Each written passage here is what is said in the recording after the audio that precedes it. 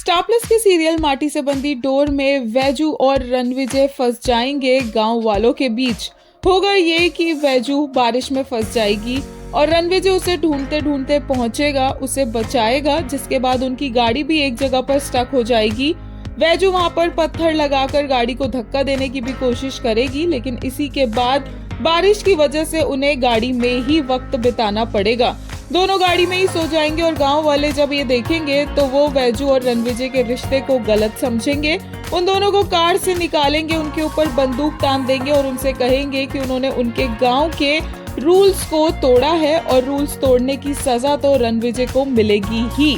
रणविजय और वैजू साथ में होंगे, लेकिन उसके बावजूद भी दोनों के रिश्ते पर उंगली उठाई जाएगी। कहा जाएगा कि वैजू का इतनी बार रिश्ता टूट चुका है, उसके पीछे का रीजन यही होगा कि वो इस तरह से लड़कों के साथ घूमती है, कार में इस तरह से उनके साथ पता नहीं क्या क्या करती है और बहुत सी गलत बातें कही जाएगी। लेकिन वैजू यहाँ पर चिल्ला चिल्ला कर कहेगी कि रणविजय की कोई गलती नहीं है, उसे कोई सजा ना दी जाए और उस गाँव की क्या सजा है ये भी वैजू जानती है।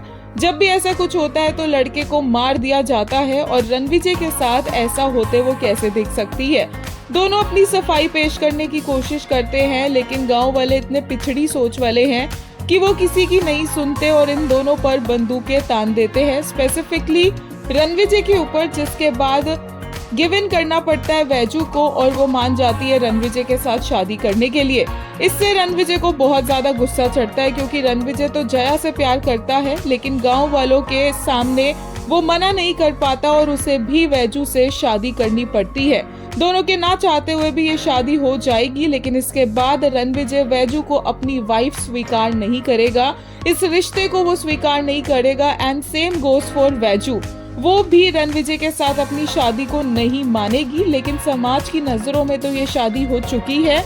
रणविजय के परिवार वाले भी इस शादी को एक्सेप्ट करेंगे। देखना ये होगा कि किस तरह से रणविजय और वैजू इस सिचुएशन को हैंडल करते हैं, क्योंकि रणविजय तो सीधा सीधा इस सब के लिए वैजू को ब्लेम करेगा और उससे नफरत करता दिखेगा।